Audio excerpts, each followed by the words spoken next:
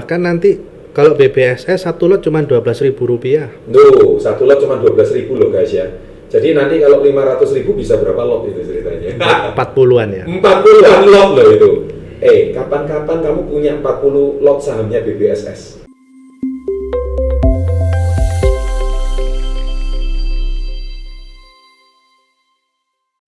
Indonesia ini kan tiap tahun selalu inflasi. Selalu inflasi. Sejak saya sekolah sampai sekarang belum pernah deflasi. Belum pernah Jadi, deflasi. otomatis harga inflasi itu kan artinya harga-harga semua barang itu Naik terus. naik terus. Naik terus. Nah, dan ada statistik atau sejarah, mungkin kalau kita taruh dana kita, tabungan kita di deposito dengan kita belikan tanah, Ya. pasti naiknya Lebih cepat kalau tanah. jangka panjang. Iya. Pasti lebih untung jauh di tanah. Itu saya ajarkan juga sih di channel kita. Ya. Jadi kalau di channel kita itu, kalau ini menurut Robert T. Kiyosaki ya, ada 3 instrumen yang kita boleh investasikan.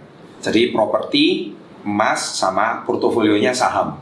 Nah itu 3 ini yang sangat dianjurkan.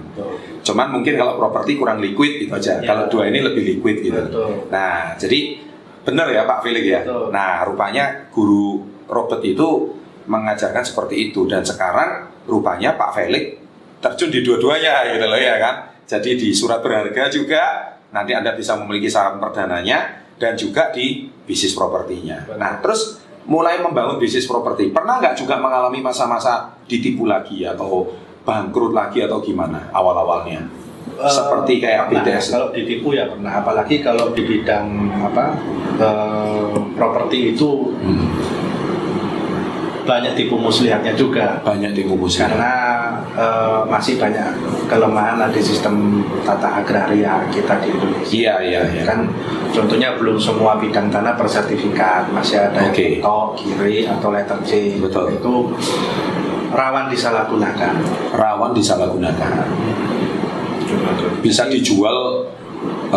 Jadi developer tuh jualan properti padahal tanahnya masih bermasalah gitu ya. Kebanyakan developer yang ditipu waktu bebasin lahannya. Oh, Kita sebagai developer ya, sebagai developer ya. bisa aja orang menawarkan tanah ke kita, ternyata bukan dia pemilik aslinya. Oh, cuman broker Suratnya atau palsu. suratnya palsu. Cek di kelurahan ternyata bukan namanya dia. Iya. Atau bisa aja menawarkan tanah, benar dia pemiliknya, tapi ternyata sedang dijaminkan ke orang lain tapi nggak ngomong ke kita. Iya. Jadi masalah itu, kita udah bayar lunas ternyata dijaminkan ke orang. Masih dijaminkan. Seperti itu. Jadi di pihak pemilik tanah ini menipu developer gitu ya. Betul. Jadi yang sering kita dengar developer menipu. Tapi ini enggak guys. Yang kita undang ini tokonya udah diseleksi ya, masuk channel Success Before 30. Ini developer yang ketipu. Oke Pak Felix, bicara soal ini lagi-lagi netizen ini suka bertanya biasanya seperti ini. Wah kalau ditipu tuh sakitnya luar biasa. Kalau orang itu kan kalau punya power atau punya uang kan biasanya mau menghabisi orang yang menipu dia. Nah, kita udah sering dengar tuh kisah-kisahnya. Kalau lihat-lihat film itu kan, wih kejem banget itu ya kan. Jadi dia bisa pakai apapun lah, mau pakai cara hukum, mau pakai pokoknya pakai cara hukum rimba juga bisa. Kalau Pak Felix kalau ditipu itu respon Pak Felix itu seperti apa sih? Marah pasti dong. Ya pertama coba ya diajak diskusi dulu gimana jalan keluarnya. Kalau bisa ada damai, jalan keluar baik-baik, ya ngapain kita harus Ya, urusan yang lebih panjang. cara kekerasan gitu ya. Bisa cara kekeluargaan ya kekeluargaan aja dulu. Kalau memang udah mentok, tidak bisa, memang dia niatnya dari awal ya udah jelek. Memang udah niat mau menipu ya gimana lagi. Pernah nggak diperkarakan sampai ke tingkat hukum gitu? Pernah ya. Terus gimana itu ceritanya? Kalau boleh tahu. Ya dijalanin aja. Dijalanin. Ya sambil nambah pengalaman juga. Sambil nambah pengalaman. Semuanya itu ya kita anggap ya ini istilahnya kalau kayak sekolah ya naik semester atau naik kelas. Betul. Gitu aja. Betul. Ini nambah pengalaman. Nambah pengalaman ya. Sekarang jadi belajar hukum juga, sedikit Belajar. ngerti tentang hukum juga meskipun bukan SH. Meskipun bukan SH ya. Iya. Tapi sedikit banyak ngerti. Iya.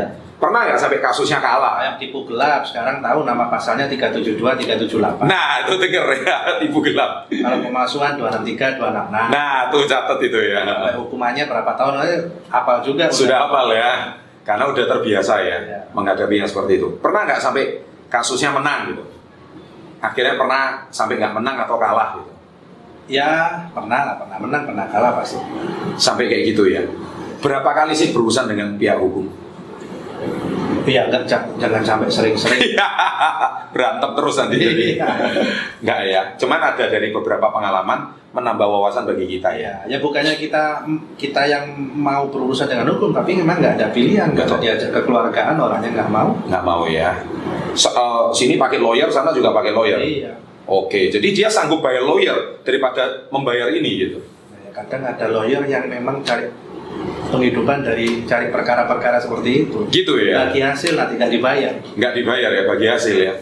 Ya itu kayaknya ya yang profesi lawyer pasti sudah mengerti ya.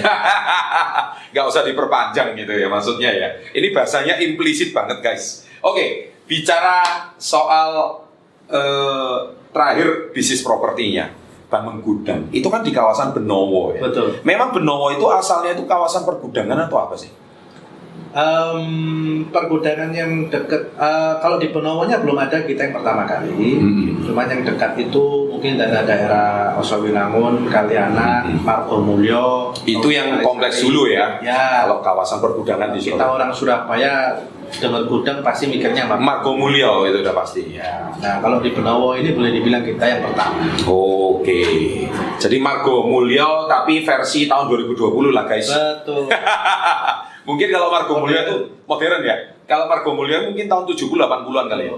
Nah, jadi ini Benowo mungkin yang modern. Betul. Terus kenapa kok sampai mau jadi IPO? Apa tujuannya?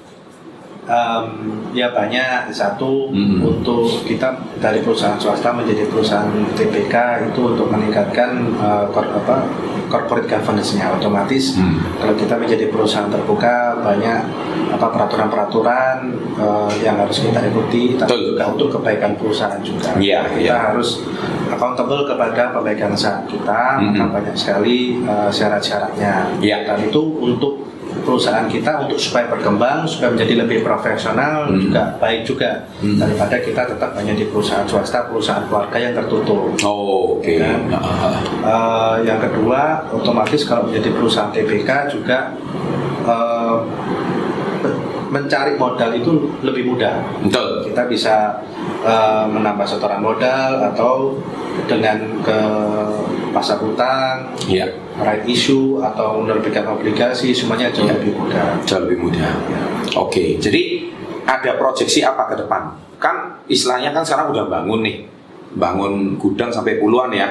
Nah, jadi setelah nanti IPO, next step atau next planningnya itu apa? Tujuannya mendapatkan dana dari masyarakat. Nah, properti ini kan capital intensif.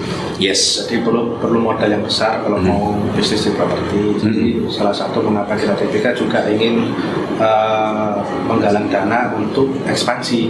Jadi dana yang kita gunakan untuk pembelian lahan lagi dan juga untuk modal kerja. Untuk modal kerja. Sekarang kita sering dengar ya guys ya, banyak perusahaan itu IPO ya. Tapi setelah IPO dananya itu bukan ditujukan untuk mengembangkan usahanya, tapi malah digunakan untuk hal yang lain-lain. Nah, ini sering kita dengar ya guys ya. Jadi mungkin Pak Felix juga sudah nggak asing lah dengar pengusaha-pengusaha yang level 5. Jadi level 5 itu dikira udah keren. No, padahal IPO itu justru baru starting awal ya, karena tanggung jawabnya kan lebih berat ya. Karena itu kan memegang dana masyarakat ya. Nah, apalagi perusahaannya terbuka, jadi laporan keuangannya itu semuanya dibuka. Kalau dulu mungkin cuma pemilik saham sama keluarganya aja yang tahu, tapi sekarang kan dibuka transparan ke publik. Kalau memang perusahaannya untung ya untung, bonjrot ya bonjrot istilahnya gitu. Nah, itu resikonya perusahaan terbuka. Jadi jangan dikira sudah TBK itu wah, this is the end of everything. Ini adalah akhir dari segalanya. Ternyata bukan guys. Tapi rupanya justru starting out. Nah, bagaimana sikap dari Pak Felix kalau melihat teman-teman atau banyak perusahaan yang istilahnya justru IPO itu dapat dana dari masyarakat, malah dananya itu diselewengkan ke, ya namanya orang nggak pernah pegang duit gede gitu ya, jadi malah ke usaha yang lain atau iya kalau usaha yang lain malah mbak istri mungkin gitu. Ya mungkin seperti kayak gitu. Nah itu kalau menurut Pak Felix jawabannya seperti apa? Ya Dengan pengusaha-pengusaha yang go public seperti itu. Kita nggak usah sebut nama deh, tapi pasti ada kan? Menurut saya mereka rugi sendiri ya, karena Rugi kan sendiri. juga pasti terkuak sih pasti terkuak, pasti Iya. ketawa. Dan juga kalau sudah ketahuan sekali kan, apalagi di zaman sekarang kan jejak digital itu kan susah dihapus ya. Iya, iya. Itu keluar satu beritanya ya susah untuk dia nanti mau misalnya mau raise fund lagi, mau cari investornya susah pasti. Gitu ya. Jadi integritasnya Betul.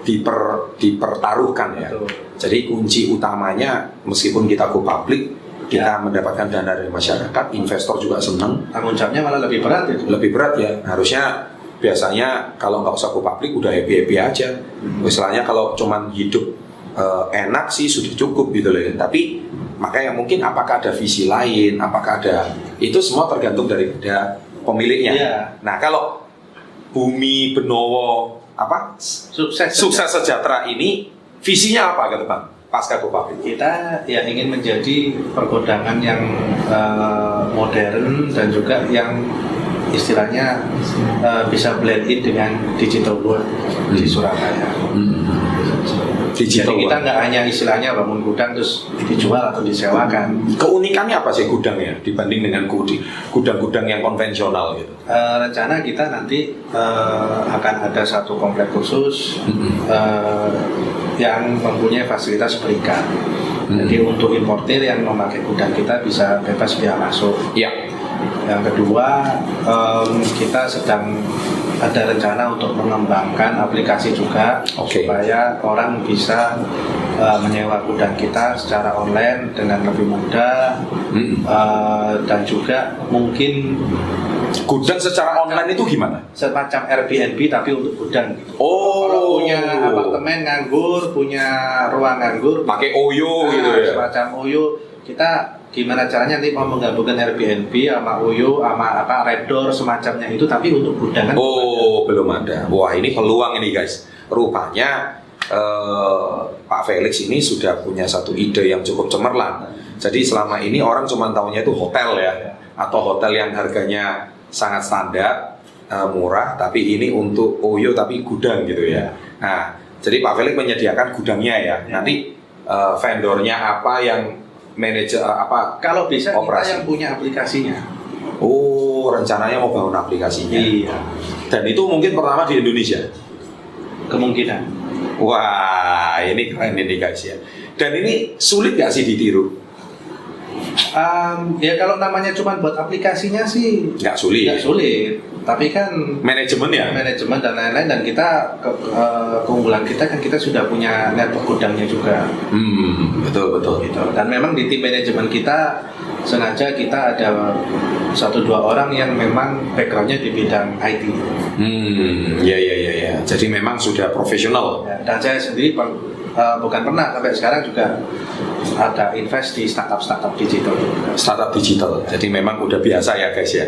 Jadi memang tentunya dari pengalaman ini Pak Felix ini juga sekarang beliau juga seorang investor di startup digital dan sekarang beliau sendiri yang meng-IPO-kan perusahaannya. Oke, ini sangat menarik ini. Rupanya cukup prospektif juga ini. Saya cukup rekomendasikan ini ya. Tanggal berapa nanti? Di bulan 15 April. Catat tanggalnya. Ingat gitu ya. Kalau orang Papua bilang gitu ya. Catat tanggalnya 15 April. Melantai di bursa jam berapa itu biasanya? Ya pembukaan jam 9 ya. Jam 9 ya. Jadi Anda bisa langsung trading, bisa langsung beli di tanggal 15 April. Kode sahamnya adalah BBSS. Catat gampang, BBSS guys. Bumi Benowo Sukses Sejahtera. Semoga para investor setelah invest sukses dan sejahtera gitu ya. Amin. Dan gini, bicara soal saham, ini menarik ya. Jadi catat ya tanggalnya. Ini menarik. Yang saya tahu di Indonesia itu more than 95%. 95% orang yang masuk sebagai investor di dunia saham itu kebanyakan adalah trader. Ini menarik. Nah, menurut Pak Felix itu bagaimana? Trader itu artinya habis dilihat masuk 2 jam kemudian dilihat naik atau turun. Iya kan? Nah, itu maksudnya mental trader. Padahal di channel kita Success Before 30 banyak orang nanya sama saya dan banyak yang DM saya, banyak yang di kolom komen, Pak Chandra saham rekomendasinya apa? Saya bilang, saya ini bukan pengamat saham. Saya ini entrepreneur, saya ini pengusaha. Dan saya ini investor. Kalau namanya investor, saya udah tahu pemiliknya. Nah itu ya, boleh dicatat, saya udah tahu pemiliknya. Saya tahu usahanya, saya tahu karakternya. Udah saya taruh duit di situ, lihatnya mungkin 3-5 tahun lagi. Saya nggak pernah lihat 3 jam kemudian. Betul. Nah, ini kan banyak investor pemula yang mana setelah nonton video kali ini, mungkin kita juga bisa belajar sama Pak Felix. Pak Felix sebelum mendirikan company IPO, pernah nggak sih menabung saham kecil-kecilan atau trading kecil-kecilan awalnya? Ya pernah, kalau kecil-kecilan pernah. Pernah ya.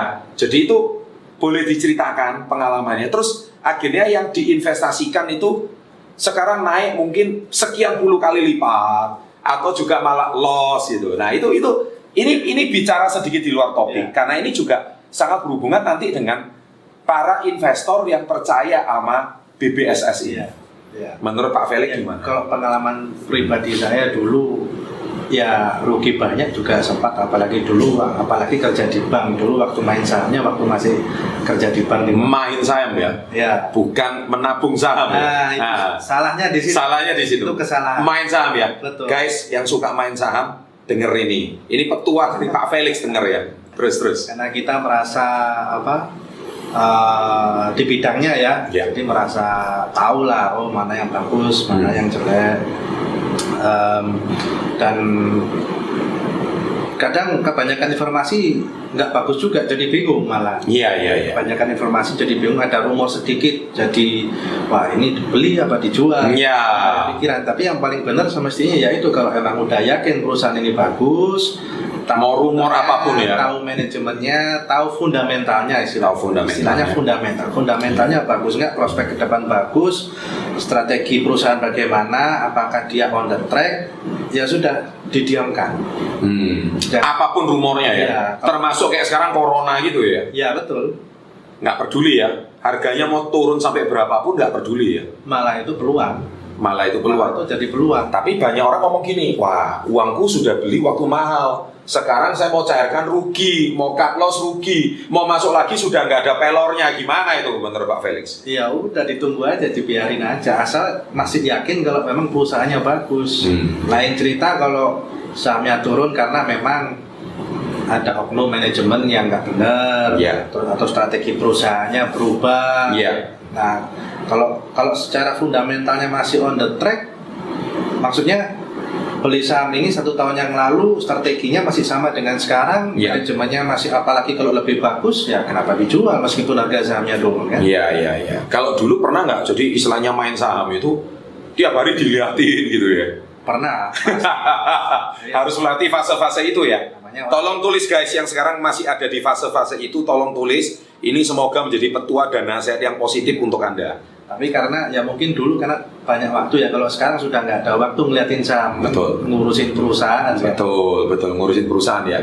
Terus gimana mentalnya waktu duitnya di cut loss gitu, hilang gitu, rugi gitu? Ya sempat trauma juga. Sempat trauma ya? Sempat istilahnya kecewa, tapi ya itu jadi pengalaman. Nah, lagi jadi pengalaman ya. Nah ini jam terbangnya Pak Felix. Diambil positifnya. Semua diambil positif. Nah guys, masih senyum ya guys ya. Ini yang sikap yang harus Anda miliki kalau jadi the real entrepreneur. Jadi saya percaya Pak Felix ini udah mengalami banyak asam garam lah. Ditipu juga pernah, kemudian berurusan hukum juga udah pernah. Sekarang sahamnya dulu juga hilang juga pernah. Gitu. Tapi sekarang sendiri beliau betul-betul tracknya benar, membangun corporate dengan benar, membangun visi dengan benar, dan akhirnya manajemennya bagus, dan sekarang menjadi salah satu gudang yang cukup kekinian lah istilahnya gitu, gudang zaman now lah ya. Akhirnya membuat para investornya itu jadi tenang. Harusnya yang benar tuh gimana sih Pak Felix? Tips kalau untuk sebagai pemula, untuk mereka yang betul-betul di dunia saham. Harusnya. Ya jangan melihat kadang kan kalau pemula kan dilihat hari ini, dilihat yang naik mana, yang lagi hijau mana. Betul. Terus ikut-ikutan. Iya. Mungkin banyak saya dengar teman-teman yang bilang udah naik 1-2% jual. Lumayan. Omongannya sehari dapat 1%, setahun 360% guys. Teorinya gitu ya. Oh iya, kalau tiap tahun, kalau tiap hari kan. Tiap hari. Tapi pasti nanti banyak merahnya daripada hijaunya. Betul. Kan? Jadi Betul. ya omongan-omongan seperti itu yang memang harus bukannya kita membuat orang pesimis, ya memang kita hidup harus optimis, ya harus optimis lah, harus, makanya milihnya yang benar kan. Ya kita kan bukan Tuhan ya. Gimana caranya milih saham yang selalu naik tiap hari kan, ya tidak mungkin. Kalau memang dia jangan jadi main saham, jadi peramal aja, mungkin bisnisnya bisa lebih berkembang ya kan. Iya benar. Bukan terima orang, ramal orang aja kan. Benar. Jadi ya balik lagi, dilihat aja company-nya, perusahaannya yang memang beda orang kan beda-beda. Mungkin saya lebih suka perusahaan properti, saya lebih suka perusahaan misalnya consumer goods, atau pertambangan, atau perbankan. Nanti setelah dipilih sektornya, terus dilihat ada emiten apa aja di sektor itu, baru dilihat mana yang paling cocok dengan strateginya. Mungkin kalau kita view-nya jangka panjang, kita masih umurnya muda-muda, ya pilih perusahaan yang masih growing, karena potensi kenaikan harga sahamnya jauh lebih besar daripada perusahaan yang sudah matang, yang sudah istilahnya big cap atau large cap, sudah LQ45 gitu ya. Betul. Tapi otomatis high risk high return lagi kan. Ya betul. Ya tergantung portfolionya mau diatur seperti apa. Tapi yang pasti jangan dilihat tiap hari. Itu. Nah, saya ini sering kali ditanya sama sahabat SW30, fans kita, Pak, tolong bahas saham dong kapan-kapan. Saya ini berkali-kali mau bahas, tapi saya ini kan bukan pakar saham. Kalau you tanya bisnis, saya bisa jawab. Tapi kalau tanya masalah saham, saya ini bukan pengamat. Saya ini investor.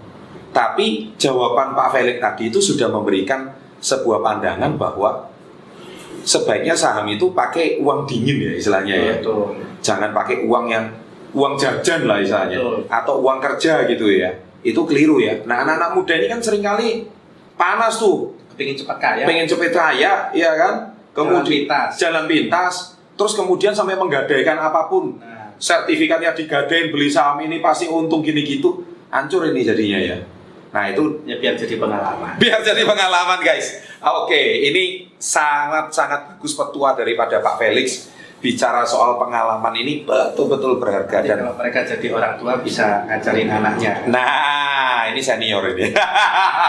Pak Felix, kayaknya obrolan kita sangat berbobot dan bermanfaat. Tipsnya Pak Felix tadi itu tolong dicatat di kolom komen. Itu juga bisa memberikan pencerahan bagi sahabat SB30 yang masih panasan, masih suka emosi, masih suka ini. Waduh. Kalau boleh nambahin kadang ini yang ada nggak connect. Kalau kita melihat investor saham kaya, konglomerat orang terkaya dunia Warren Buffett bisa kenal ya. Betul.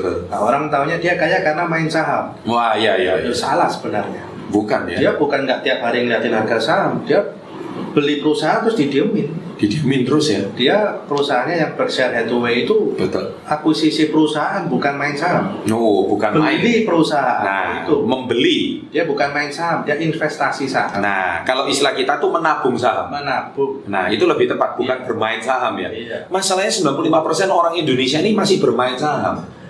Kalau bermain itu jadi kayak judi ya jadinya ya. Betul. Mau naik turun ini ya. Wah, ini nggak bener ini ceritanya ya. Oke, ini rupanya Berkshire Hathaway itu akhirnya dari nol ya. Dia mengakuisisi company, akhirnya sampai berhasil ya. Malah kebalikannya, kalau prinsip investasi itu kan buy low sell high. Iya. Kalau orang main saham ngeliat hijau beli. Betul. Mestinya ngeliat merah beli. Ngeliat merah beli ya. Karena lagi turun dibeli. Nah. Asalkan fundamentalnya bagus, asalkan perusahaannya bagus. Iya, emang ini perusahaannya bagus, lagi turun beli, jangan pas naik dibeli. Berarti kan beli di harga mahal kalau naik. Nah, itu ya guys ya. Dan setelah beli bisa nggak didiemin gitu ya? Nah, ya. Kalau pengalaman dari Pak Felix didiemin berapa lama? Ya, itu tadi selama fundamentalnya merasa perusahaannya masih on the track, ya kenapa dijual? Gitu ya. Nambah terus malah ya. Nah, kadang orang kepingin profit taking ini. Nah, cari perusahaan yang bayar dividen. Cari perusahaan yang berdividen ya. Jadi jangan dari dividen, jangan sahamnya yang dijual. tuh guys ya. Jadi kalian itu harus dapat petua seperti ini. Ya, tapi Tapi kan memang seharusnya investasi saham bukan pekerjaan utama, harus ada pekerjaan. Utamanya apa? Sehari-hari ini loh ya. Ini yang mau saya itu nggak suka. Jadi gini, banyak orang nanya gini sama saya, Pak Chan, bahas sekali saham dong Pak Chan. Kenapa saya nggak pernah bahas? Satu Pak jawabannya, karena saya mau bahas langsung dari pengusaha level 5. Wah, saya nggak mau cuman pengamat Pak. Kalau pengamat itu bagi saya Pak ya, dia pengusahanya belum terbukti IPO, tapi kok sudah ngajarin orang gitu loh Pak. Lah ini menurut saya kurang kredibel. Nanti malah ngotor-ngotori channel kita Pak. Channel kita ini malah menyesatkan orang. Tapi kalau seperti ini saya seneng guys. Karena berarti beliau jam terbangnya bagus. Beliau juga sudah membuktikan company-nya IPO. Dan memang beliau betul-betul layak kalau jadi guru menjadi investasi itu layak gitu. Ya ini yang tolong dicatat. Nah kan banyak orang itu, Pak modal saya nggak banyak Pak. Contohnya saya ini cuma punya, ya sekarang kan bisa membuka saham dengan 500.000 rupiah. Ya. Nah ini duit jajannya tinggal 1 juta. 1 juta dimasukin saham semua. Bahkan nanti kalau BPSS satu lot cuma 12.000 rupiah. No, 1 lot cuma 12.000 loh guys ya. Jadi nanti kalau 500.000 bisa berapa lot itu ceritanya? 40-an ya. 40-an lot loh itu. Kapan-kapan kamu punya 40 lot sahamnya BPSS. Yeah. Jadi, nah, oke, 500.000. Pak Felix pernah nggak sih Pak? Di kantong itu duit itu cuma sisa 500.000 itu pernah nggak Pak? Pasti pernah ngalamin dong. Loh, nggak ada duit aja sering kok. Karena sekarang zamannya kartu kan. Semua. Ini bercanda nih. Nggak, maksudnya zaman dulu masih SMA atau kuliah. Pernah lah pasti. Pernah ya. Nah, terus Dompet ketinggalan ya pernah. dompet ketinggalan, tapi ATM-nya masih miliaran gitu. Nggak, maksud saya gini guys. Jadi artinya anak-anak muda ini kan lucunya nggak punya pekerjaan tetap Pak, nggak punya usaha tetap, tapi berani invest saham. Itu rekomen nggak sih? Sangat nggak direkomend. Nah tuh denger, sangat tidak Karena kadang mungkin mereka, nah ini ya mohon maaf ya, kalau saya lihat mungkin ada unsur gamblingnya ya, gaya-gayaan, keren-kerenan. keren-kerenan, ya itu banyak. Seakan-akan merasa Punya. investasi saham itu udah orang sukses. Nah, kan? Jadi dan bahayanya kalau pas untung aja ngomong, kalau rugi dia nggak ngomong. nah itu dia. Kalau untung dipamer-pamerin. Nah itu ya. Nah itu berarti menurut saya bukan investor, broker itu. Broker ngaku investor. Ini banyak ini. Ayo berani nulis diri sendiri nggak? Atau senggol temennya deh. Siapa yang temennya broker ngaku investor? Makanya saya nggak pernah mau ngajar Pak di channel saya. Kenapa? Ya itu tadi Pak. Saya nggak berani ngundang pakar Pak. Karena ya itu tadi. Pengertian pakar itu sejauh mana sih? Nah, kalau investor yang benar beli saham yang menurut dia itu prospeknya bagus, terus ngajak temennya untuk ikut beli saham itu. Nah, Kalau lebih banyak orang yang beli, otomatis harganya pasti naik dong. betul. Masuk.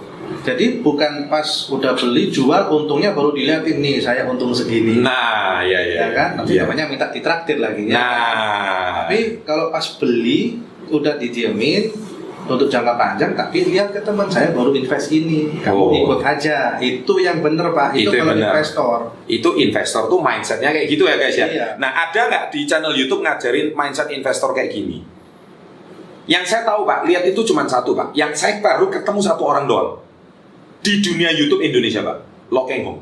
Nah, ya. Saya cuma lihat baru satu Pak, Ya. yang layar, Dia kan yang lain. jangka panjang. Dia jangka panjang ya. Jual beli. Ya yang lain sih saya tidak rekomen. Iya. Karena balik lagi kalau jual beli ya balik tadi, kita nggak pernah bisa 100% benar. Yes.